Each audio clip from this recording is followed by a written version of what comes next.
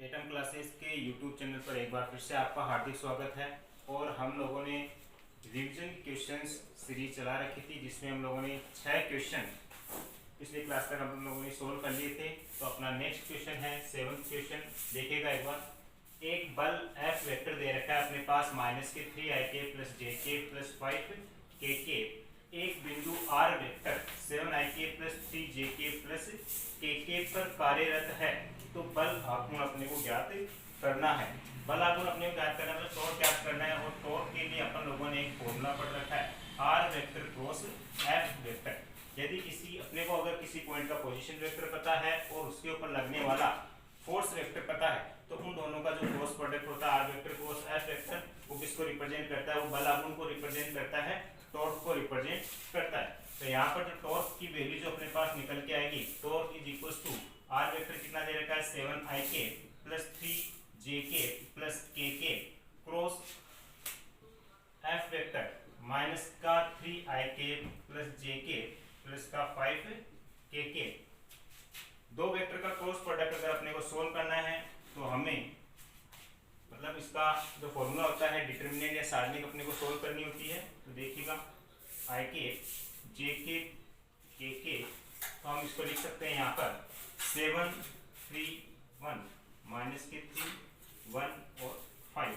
इसको अपन आसानी से सोल्व कर सकते हैं। ik यहाँ से आएगा अपने पास 15 -k1 का jk, और यहाँ से आएगा अपने पास 35 प्लस का 3 प्लस का kk, और यहाँ से आ जाएगा अपने पास 7, और यहाँ से आ जाएगा अपने पास प्लस का 9। तो यहाँ से फाइनल जो रिजल्ट निकल कर आएगा वो आएगा अपने पास 14ik। यहाँ से आ जाएगा -38 jk, और यहाँ से निकल कर आएगा अपने पास 16kk। तो एक बार देख लीजिएगा कैलकुलेशन अपन लोगों ने से की नहीं की है। तो टॉर्क की जो यहाँ पर वैल्यू निकल के आएगी वो आएगी अपने पास 14ik -38 jk + का 16kk। अगर इसका मैग्नीट्यूड अगर अपने को निकालना है तो किसी भी वेक्टर का अपन मैग्नीट्यूड निकाल सकते हैं। अगर ए वेक्टर दे रखा है xik + ayjk + azkk, तो ए वेक्टर का जो मोड होता है वो √x² + ay² + az²। उसी प्रकार से इसका भी अपन टॉर्क का भी क्या निकाल सकते हैं, मैग्नीट्यूड निकाल सकते हैं। लेकिन अपने को यहाँ पर केवल टॉर्क को वेक्टर फॉर्म में लिखना है, तो ये इसका करेक्ट आंसर हो जाएगा। नेक्स्ट क्वेश्चन दे रखा अपने पास क्वेश्चन नंबर 8। एक कण का विस्थापन समीकरण S बराबर 3t³ + का 7t² + 5t + 8 द्वारा प्रदर्शित किया जाता है। एक सेकंड पर कण का त्वरण ज्ञात करना है, उसका एक्सेलरेशन ज्ञात करना है 1 सेकंड के बाद। जबकि उसका अपने को डिस्प्लेसमेंट इक्वेशन दे रखी है, और दे रखी है S बराबर ये।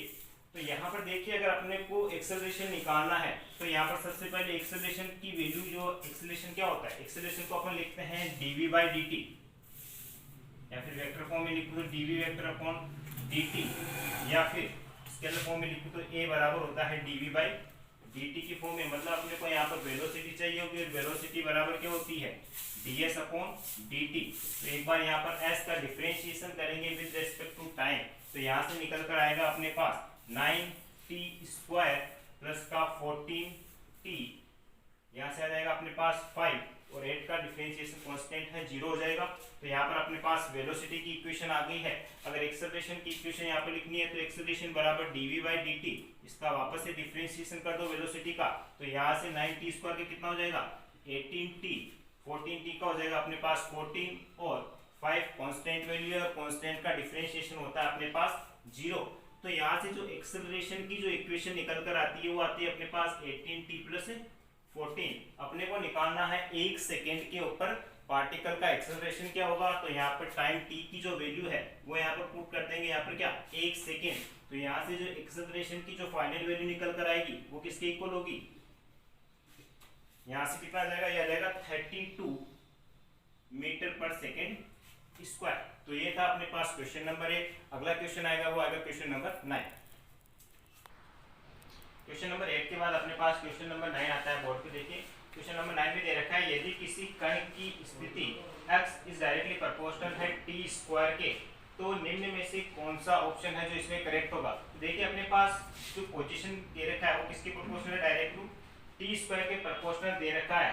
और अपने इसमें पहला ऑप्शन दे रखा है कि वेग वेलोसिटी कांस्टेंट है, नियत है या नहीं। तो देखिएगा अपने पास वेलोसिटी जो होता है वो होता है dx/dt के, तो मतलब यहाँ पर अगर x t स्क्वायर के यहाँ पर एक कांस्टेंट यहाँ पर रखूँ तो k बराबर होगा x t स्क्वायर के, तो यहाँ पर वेलोसिटी बराबर होगी dx/dt, मतलब यहाँ से जो वेलोसिटी आएगी वो किसके इक्वल आएगी 2kt के बराबर, मतलब वेलोसिटी डायरेक्टली प्रोपोर्शनल होगी किसके अपने पास टाइम के, मतलब कि ये टाइम के साथ वेलोसिटी क्या करेगी वेरी करेगी, तो पहला ऑप्शन क्या होगा रॉन्ग हो जाएगा। दूसरा ऑप्शन देखिए त्वरण नियत होगा, तो देखिए अगर अपने को एक्सेलरेशन त्वरण की वैल्यू निकालनी है तो एक्सेलरेशन बराबर होता है dv/dt के, तो यहाँ से देखिए एक्सेलरेशन जो आएगा वो किसके इक्वल होगा वेलोसिटी दे रखी है 2kt के, तो यहाँ पर एक्सेलरेशन बराबर हो जाएगा, अगर इसका डिफरेंशिएशन करोगे तो ये एक्सेलरेशन अपने पास निकल कर आता है 2k, मतलब कि एक्सेलरेशन एक क्या है कांस्टेंट वैल्यू है, यहाँ पर किसी भी प्रकार का यहाँ पर टाइम की वैल्यू यहाँ पर नहीं आ रही, मतलब कि ये समय के साथ क्या नहीं हो रहा है चेंज नहीं होगा।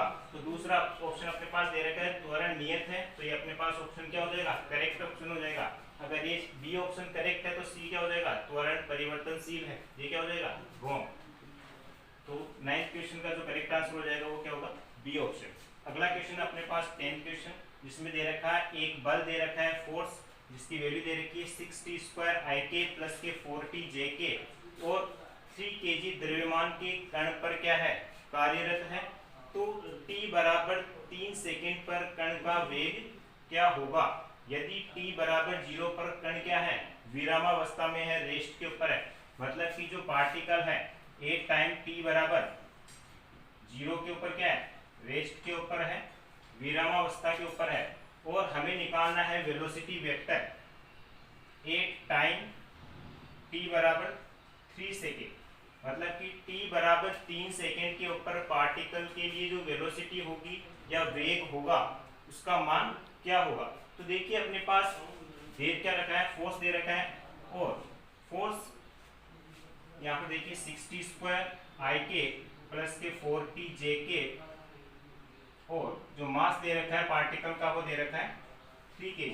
तो हमें एक रिलेशन पता है फोर्स और मोमेंटम के बीच में, देखिए फोर्स बराबर जो होता है वो किसके इक्वल होता है dp वेक्टर अपॉन dt के, तो यहाँ पर देखिए dp वेक्टर किसके इक्वल हो जाएगा dp वेक्टर होगा अपने पास f वेक्टर dt, अगर दोनों तरफ मैं इंटीग्रेशन करूं तो यहाँ पर p वेक्टर की जो वैल्यू आएगी, यहाँ पर f वेक्टर क्या दे रखा है f वेक्टर दे रखा है अपने पास 6t² और ik plus 4t jk dt, तो यहाँ से देखिए अगर इसका आप इंटीग्रेशन करोगे तो यहाँ से निकल के आएगा अपने पास 6t³ upon 3 ik plus 4t² upon 2 jk p vector. तो देखिएगा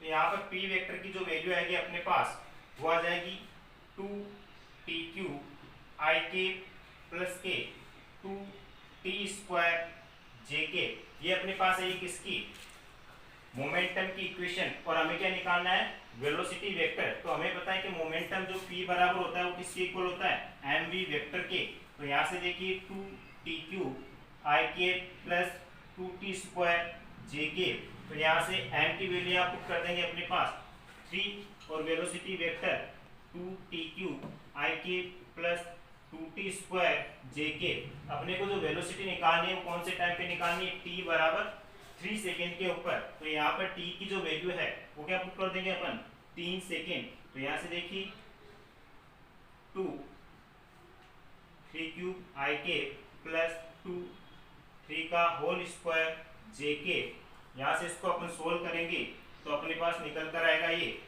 18, इसको आप लोग डिवाइड कर देना 3 से, तो 3 से डिवाइड करोगे तो यहाँ से एक 3 कट जाएगा और 3 का स्क्वायर बचेगा 9 18 ik, और यहाँ पर बचेगा अपने पास क्या 6 jk। तो t बराबर 3 सेकेंड के ऊपर जो पार्टिकल के लिए जो वेलोसिटी वेक्टर होगा वो किसके इक्वल होगा 18 ik प्लस का 6 jk। तो ये था अपने पास क्वेश्चन नंबर 10। अगला क्वेश्चन आएगा अपने पास क्वेश्चन नंबर 11। क्वेश्चन नंबर 10 के बाद क्वेश्चन नंबर 11 है। देखो x अक्ष पर किसी कण का समय t के संदर्भ में निर्धारित स्थान x समीकरण x बराबर 90 स्क्वायर माइनस का टी क्यूब द्वारा व्यक्त किया जा सकता है। पॉजिटिव x दिशा में कण का स्थान क्या होगा जब उसकी चाल अधिकतम होगी। मतलब कि एक पार्टिकल है जो पॉजिटिव x डायरेक्शन के अंदर क्या कर रहा है, मूव करना स्टार्ट कर रहा है। देखिए अगर मैं यहाँ पर इक्वेशन में t बराबर 0 पुट करूं तो यहाँ पर x क्या होगा, 0। मतलब पार्टिकल कहीं ना कहीं ओरिजिन के ऊपर स्थित है और ये समय के साथ पॉजिटिव x डायरेक्शन में मूव कर रहा है। मतलब इसकी वेलोसिटी किस डायरेक्शन में है, पॉजिटिव x डायरेक्शन के अंदर होगी। इसने क्वेश्चन में पूछा है कि जब उसकी चाल अधिकतम होगी तब उसकी पोजीशन क्या होगी, मतलब कि x दिशा में उस कण का स्थान क्या होगा। मतलब कि जो पार्टिकल है वो 0 से स्टार्ट हो रहा है और 0 से स्टार्ट होते होते ये x डायरेक्शन की ओर क्या कर रहा है, मूव कर रहा है। अब x डायरेक्शन में अगर ये मूव कर रहा है तो इसकी वेलोसिटी अधिकतम कब होगी, जब तक कि इसके पास पॉजिटिव x डायरेक्शन में क्या होगा, एक्सेलरेशन होगा, त्वरण होगा। जैसे ही पॉजिटिव x डायरेक्शन के अंदर इसका एक्सेलरेशन 0 हो जाएगा उस केस में, या फिर मैं कहूं कि एक्सेलरेशन जब 0 होगा उस केस तक उसकी वेलोसिटी बढ़ती जाएगी और उसके बाद क्या होगी, या तो वो कांस्टेंट हो जाएगी या फिर वो वेलोसिटी क्या होगी, धीरे धीरे कम होना स्टार्ट कर देगी। तो देखिए यहाँ पर x बराबर दे रखा है अपने पास 9t स्क्वायर माइनस का टी क्यूब। तो यहाँ से जो वेलोसिटी आएगा dx बराबर dt, या फिर यहाँ पर डिफरेंशिएशन करेंगे तो इसकी वैल्यू आएगी अपने पास 18t माइनस के 3t स्क्वायर। अपने को वह टाइम ज्ञात करना है जब इसकी वेलोसिटी क्या हो, अधिकतम हो।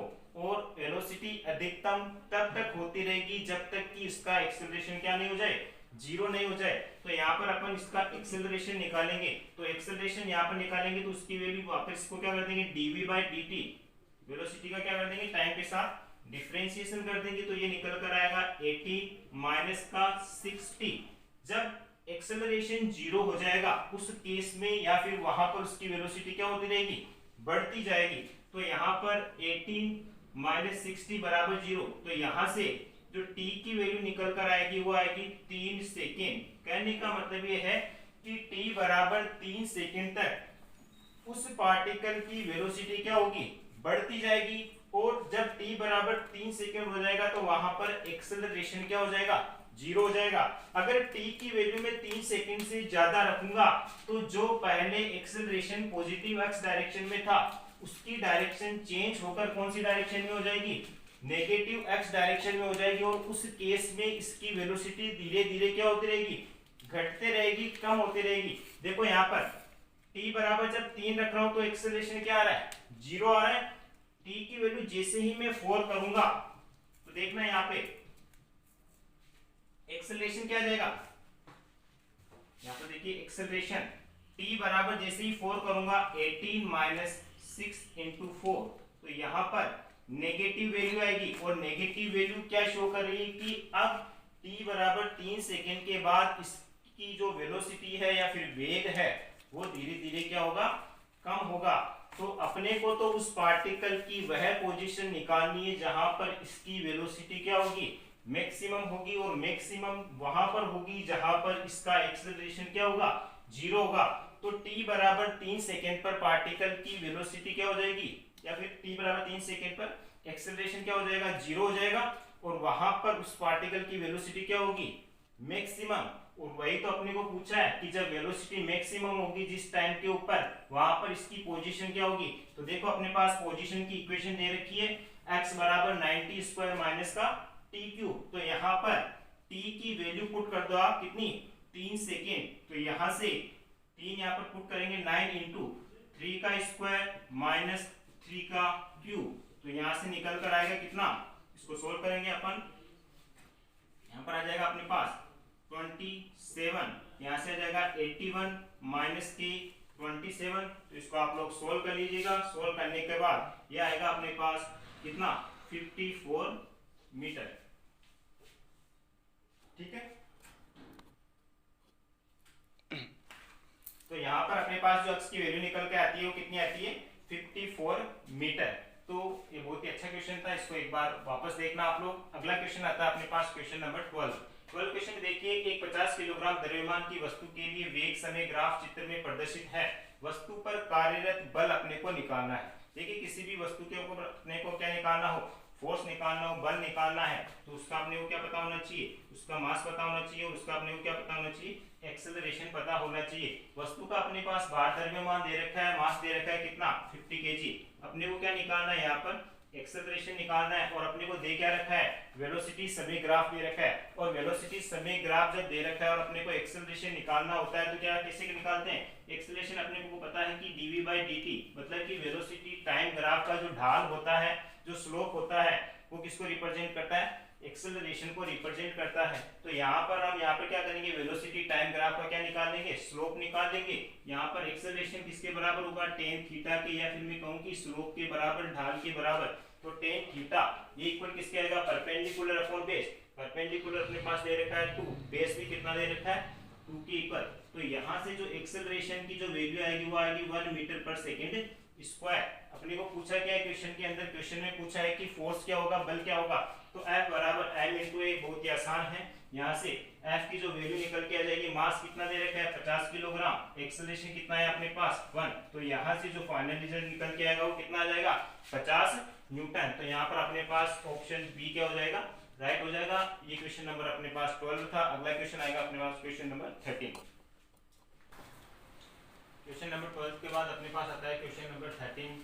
क्वेश्चन में दे रखा है 40 मीटर ऊंचे टावर से एक गेंद 10 मीटर पर सेकेंड वेग के साथ ऊपर की ओर फेंकी जाती है। वह समय ज्ञात कीजिए जिसके पश्चात यह जमीन से टकराएगी। मतलब कि एक टावर दे रखा है और उस टावर के 40 मीटर हाइट से अपन क्या कर रहे हैं, एक गेंद को ऊपर की ओर 10 मीटर पर सेकेंड से क्या कर रहे हैं, फेंक रहे हैं। और जब ये बॉल ऊपर जाने के बाद एक समय ऐसा आएगा जब इसकी वेलोसिटी 0 हो जाएगी और वापस क्या होगी, ये धीरे धीरे नीचे ग्राउंड की ओर आने लगेगी। तो हमें वह समय ज्ञात करना है जब ये बॉल वापस जमीन से क्या होगी, टकराएगी। तो देखिए, इस प्रकार के क्वेश्चंस अगर अपने को सोल्व करने हैं तो किस प्रकार करते हैं, गति की समीकरण का यूज करते हुए इस प्रकार के क्वेश्चन अपन क्या करेंगे, सोल्व करेंगे। यहाँ पर सबसे पहले अपन क्या करेंगे, जो वैल्यू दे रखी है उनको अपन बोर्ड पे लिख देंगे। u बराबर दे रखा है कितना, ये दे रखा अपने पास 10 मीटर पर सेकेंड। और यहाँ पर जो हाइट दे रखी है, या फिर मैं इसको एस से भी डिनोट कर सकता हूँ, वो कितनी दे रखी है अपने पास, 40 मीटर। ठीक है, तो अपने को निकालना है, टाइम निकालना है। तो इसके लिए अपने पास एक इक्वेशन होती है, s बराबर ut plus half eighty square. देखिए, ये पार्टिकल ऊपर की ओर जा रहा है और डिस्प्लेसमेंट नीचे की ओर, या फिर ये टावर की जो लेंथ दे रखी है, मैं मान सकता हूँ कि इस पार्टिकल को 40 मीटर नीचे की ओर क्या करना है, अपने को डिस्प्लेस करना है। तो या तो आप ऊपर की डायरेक्शन को पॉजिटिव मान लो, या फिर नीचे वाली डायरेक्शन को क्या मान लो, पॉजिटिव। मैं नीचे वाली डायरेक्शन को क्या कर लेता हूँ, पॉजिटिव मान लेता हूँ, और ऊपर वाली डायरेक्शन को क्या मान लूंगा, नेगेटिव। तो यहाँ पर जो s की वैल्यू आएगी वो कितनी लिखूंगा, यहाँ पे 40 मीटर। वेलोसिटी कितनी दे रखी है, 10 मीटर पर सेकेंड। यहाँ पर देखिए u 10 मीटर पर सेकेंड दे रखी है, लेकिन यहाँ पर जब फॉर्मूले में इसका यूज करेंगे तो नेगेटिव साइन के साथ अपन को क्या करना है, यूज करना है। क्योंकि मैं नीचे वाली डायरेक्शन को क्या मान के चल रहा हूँ, पॉजिटिव, तो ऊपर वाली डायरेक्शन कैसे हो जाएगी, नेगेटिव। तो यहाँ पर u आएगा अपने पास माइनस का 10t, और यहाँ पर जो ग्रेविटेशनल एक्सेलरेशन होगा उसकी वैल्यू हो जाएगी अपने पास 10। तो यहाँ से इक्वेशन अपने पास आएगी क्या, यहाँ से कट जाएगा 5 टाइम्स, तो यहाँ से आ जाएगा 5t स्क्वायर माइनस के 10t, यहाँ से आ जाएगा माइनस के 40। एक बार यहाँ से 5 से डिवाइड कर दीजिए, यहाँ से t स्क्वायर माइनस के 2t, यहाँ से आ जाएगा अपने पास कितना 8। ये अपने पास बन गई है द्विघात समीकरण। तो इसके अपने को क्या करने हैं, फैक्टर करने हैं। तो इसके आसानी से अपन लोग क्या कर सकते हैं, फैक्टर कर सकते हैं। माइनस के 4t प्लस का 2t माइनस के 8 इक्वल्स टू क्या हो जाएगा 0। तो यहाँ से अपने पास आता है t माइनस के 4, यहाँ से 2 कॉमन आ जाएगा, t माइनस के 4 इक्वल्स टू 0। तो देखिएगा t माइनस 4, और यहाँ से आएगा अपने पास t प्लस 2 इक्वल्स टू क्या आएगा 0 के इक्वल। तो यहाँ पर एक बार t माइनस 4 को 0 के इक्वल कर लीजिए, और एक बार t प्लस 2 को क्या कर लेंगे 0 के इक्वल। तो टाइम के अपने पास दो वैल्यूज निकल कर आएगी, t बराबर आएगा एक तो प्लस के 4, और एक बराबर आएगा अपने पास माइनस के 2। यहाँ हम जानते हैं कि टाइम कैसा नहीं हो सकता है, नेगेटिव नहीं हो सकता है। तो इस वैल्यू को क्या कर देंगे अपन, नेग्लेक्ट कर देंगे। तो यहाँ से जो करेक्ट अपने पास आंसर आएगा वो किसके इक्वल होगा, टाइम 4 सेकंड के बराबर। तो ये था अपने पास क्वेश्चन नंबर 13। क्वेश्चन नंबर 14 देखिए। 14 में अपने पास एक ग्राफ दे रखा है और ग्राफ में क्या पूछा है अपने पास कि प्रथम 4 सेकंड में कण का विस्थापन व तय की गई दूरी अपने को क्या करनी है, ज्ञात करनी है। वेलोसिटी और टाइम का अपने पास ग्राफ दे रखा है और क्या पूछ रहा है, विस्थापन पूछ रहा है। तो हमें ये पता होना चाहिए कि वेलोसिटी टाइम का जो ग्राफ होता है वो किसको बताता है, डिस्प्लेसमेंट को बताता है, विस्थापन को बताता है। तो देखिए यहाँ पर अपन सबसे पहले क्या निकाल लेंगे, विस्थापन निकाल रहे हैं। तो मैं क्या कर रहा हूँ, इस ऊपर वाले एरिया को मैं A1 नाम दे रहा हूँ, नीचे वाले को क्या दे रहा हूँ, A2 नाम दे रहा हूँ।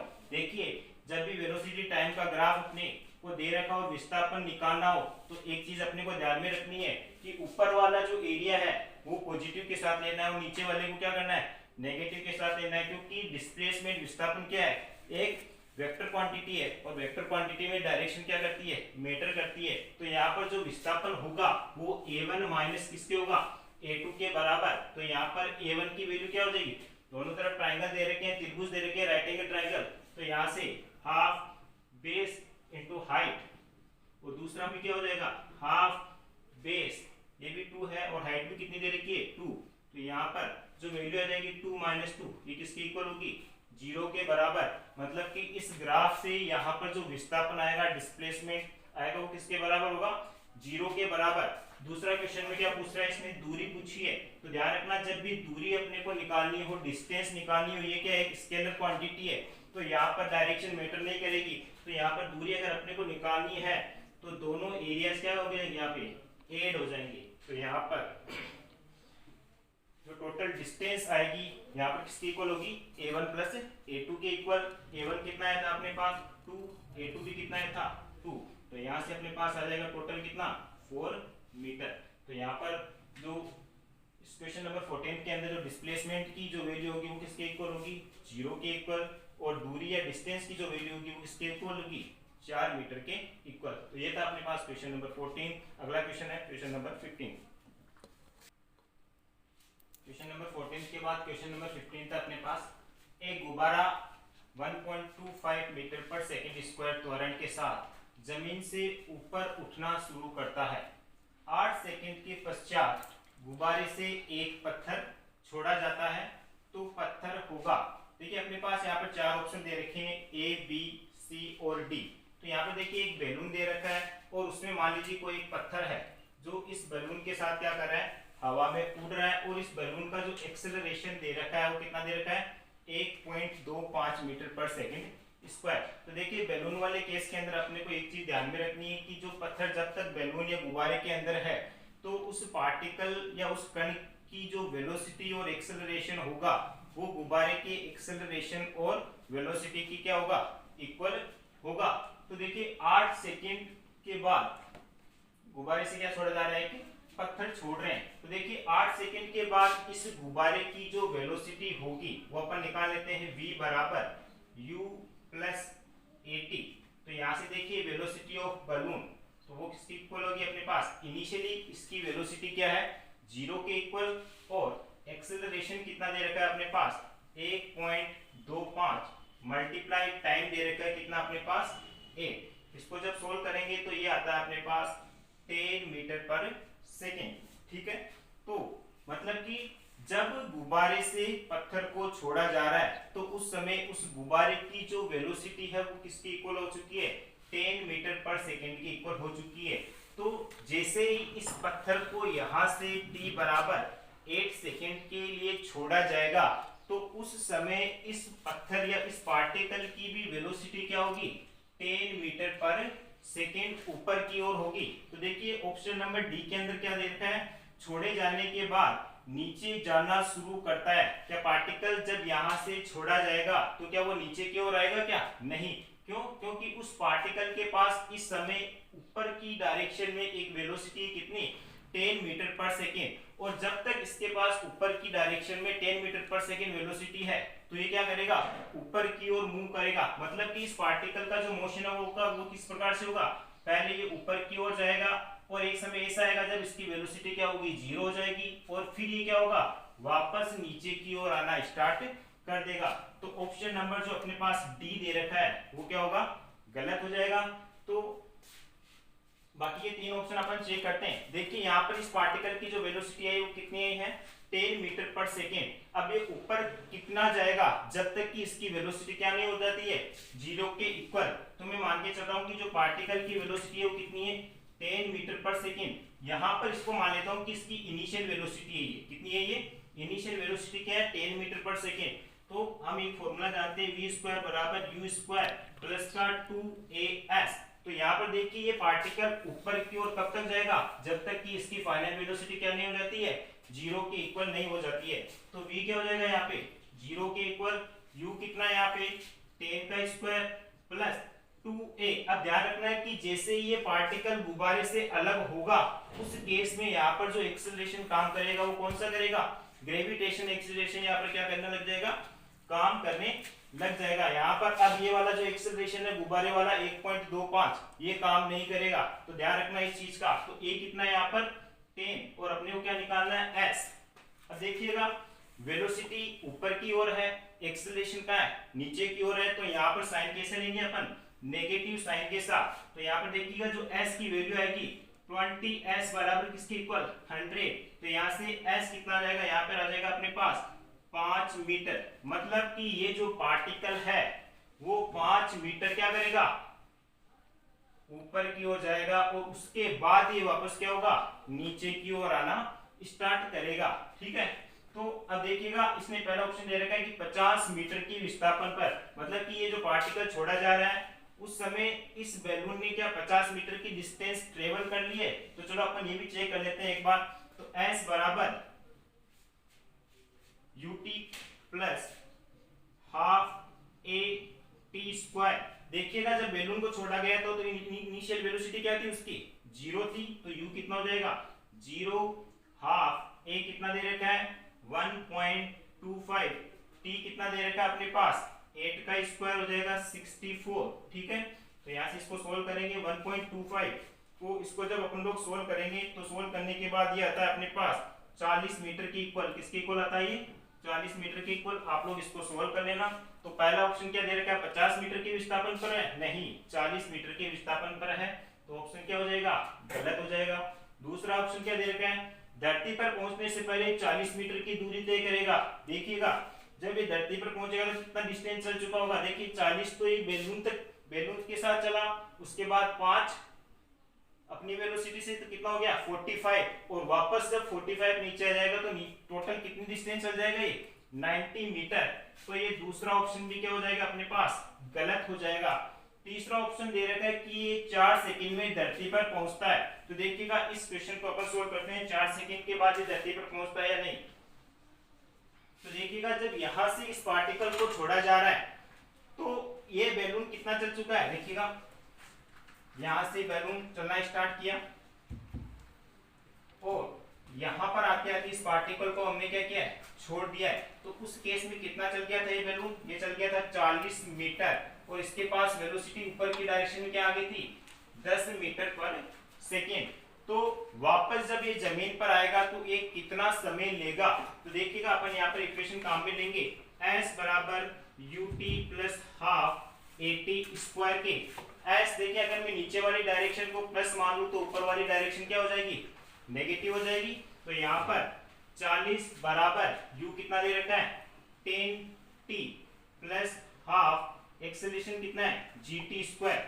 देखिएगा नीचे वाली डायरेक्शन प्लस है तो ऊपर वाली यहाँ पर क्या हो जाएगी माइनस के साथ लेंगे, माइनस का 10t एक्सेलरेशन किस डायरेक्शन में लग रहा है नीचे की ओर ही लग रहा है। तो ये किसके साथ आ जाएगा प्लस के साथ आ जाएगा। तो इस इक्वेशन को हम यहाँ पर सोल्व करेंगे 5t स्क्वायर माइनस के 10t और यहाँ पर क्या आ जाएगा माइनस के 40 equals to 0, t square minus का 2t यहाँ से कितना आ जाएगा 8 इक्वल्स टू 0। यहाँ से इसके फैक्टर करेंगे t स्क्वायर माइनस के 4t प्लस का 2t माइनस के 8 इक्वल्स टू 0। तो यहाँ से देखिएगा इसका जब फैक्टर करेंगे अपन t माइनस के 4 यहाँ से 2 कॉमन लेंगे t माइनस के 4 इक्वल्स टू क्या आ जाएगा यहाँ पर 0 के इक्वल आ जाएगा। तो यहाँ पर दो फैक्टर अपने पास आते हैं t माइनस के 4 और आता है एक t प्लस का 2 इक्वल्स टू 0। तो टाइम की दो वैल्यू अपने पास आएगी प्लस के 4 और माइनस का 2। तो यहाँ पर जो माइनस का 2 है इसको क्या कर देंगे, नेग्लेक्ट कर देंगे, क्योंकि टाइम क्या नहीं हो सकता है, नेगेटिव नहीं हो सकता है। तो इसका मतलब ये जो पार्टिकल है इसको जमीन पर वापस आने में कितना समय लगेगा, 4 सेकंड का समय लगेगा। तो यहाँ पर देखिएगा 4 सेकंड में धरती पर ये पहुंच जाएगा। तो ऑप्शन सी क्या हो जाएगा अपने पास, करेक्ट हो जाएगा। तो ये था अपने पास क्वेश्चन नंबर 15। अगला क्वेश्चन आएगा अपने पास क्वेश्चन नंबर 16। ठीक, तो अगले लेक्चर में मैं ऐसे ही प्रैक्टिस क्वेश्चन आपके लिए और लेकर आता रहूंगा। आप लोग अपनी तैयारी को जारी रखें, इसी प्रकार से प्रैक्टिस करते रहें। और मैं यहाँ पर प्रत्येक टॉपिक के जो इम्पोर्टेंट क्वेश्चन बन रहे हैं टॉपिक वाइज में क्वेश्चन लूंगा। ऐसे नहीं कि कोई क्वेश्चन दूसरा टॉपिक है।